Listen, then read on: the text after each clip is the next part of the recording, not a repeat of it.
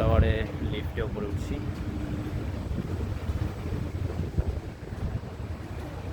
চলে এলাম মহা টাওয়ার, বউ কন্যা।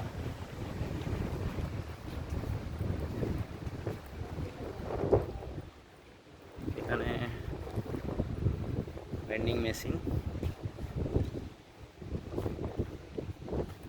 আর এই দৃশ্য অপূর্ব সুন্দর দৃশ্য। এটা সোজা করি না হলে আসছে না, ঠিক কি যে বলবো।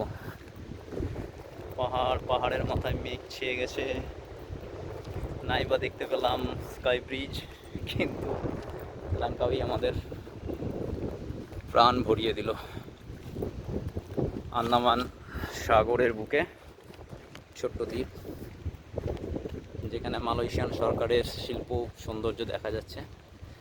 আর পাহাড়গুলো ছোট ছোট বলে এদের শেপ অনেকটা কোনো মানুষ শুয়ে আছে, কোনো জায়গাটায় গরিলার মতন দেখতে, তাই সেটা গরিলা টাওয়ার, গরিলা পাহাড় এরকম ব্যাপার। সেটা মাহা টাওয়ার, মানে সব থেকে বড় টাওয়ার বা এরকম কিছু। তো আমরা টাওয়ারের চারপাশ দিয়ে ঘুরছি আর একটু ভিডিও করে নিচ্ছি আমি। অ্যাকচুয়ালি এটা কি আধ ঘন্টা সময় স্পেন্ড করার মতন জায়গা? এখানে 8 ঘন্টাও কম পড়ে যায়। আধ ঘন্টা তো মানে 30 মিনিটস আমাদের হাতে আছে, কারণ আমাদের ফ্লাইটের টাইম হয়ে গেছে। তো এখানে 8 ঘন্টা, 10 ঘন্টা, 15 ঘন্টা স্পেন্ড করাই যেতে পারে। মানে কি বলবো, সবই কপাল, তাড়াহুড়ো, দৌড়াদৌড়ি, ছোটাছুটি। তবে হ্যাঁ, স্যাটিসফ্যাকশান ফুল একদম হয়ে গেছে, ফুললি স্যাটিসফাইড। কেন কি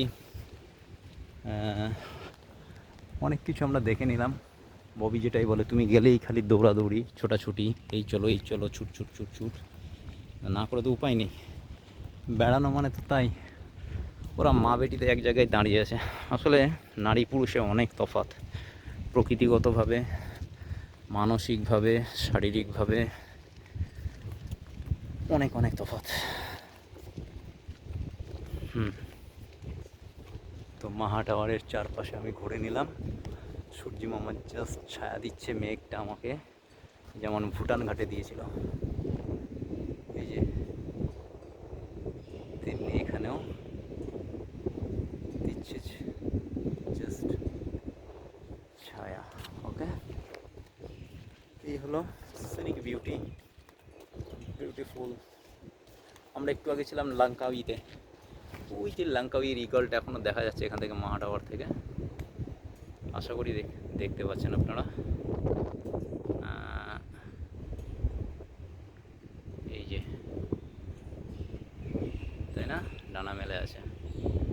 মাহা টাওয়ার থেকে লাঙ্কাউই ইগলটা দারাতাং লা,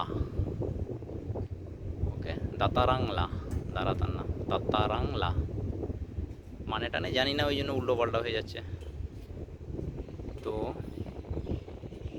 এই হলো এখানকার বিউটিফুল ভিউ।